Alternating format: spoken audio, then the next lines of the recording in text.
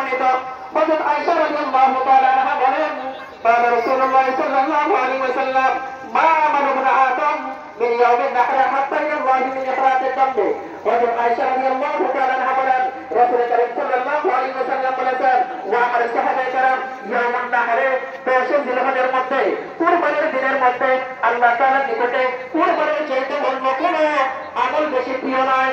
কুরবানির আমলই হলো তোমাদের নিকটে আল্লাহ তাআলার কাছে সবচেয়ে বেশি প্রিয় হলো কুরবানি করা। এবং সাহাবায়ে কেরাম বলতেছেন ইয়া রাসূলুল্লাহ যদি কুরবানি করা আমাদের জন্য এতই বেশি হয় আল্লাহর নিকটে পছন্দনীয় হয় তাহলে এই কুরবানি করা আমাদের কি লাভ হবে?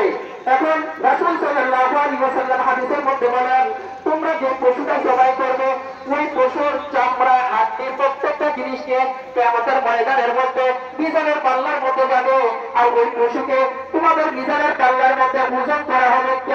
কিভাবে ওজন করা হবে? রাসূল সাল্লাল্লাহু আলাইহি ওয়াসাল্লাম বলেন ওই পশুটাকে 70 গুণ বৃদ্ধি করে ওই পশুটাকে তোমার মিজানের পাল্লার মধ্যে ওজন করা হবে।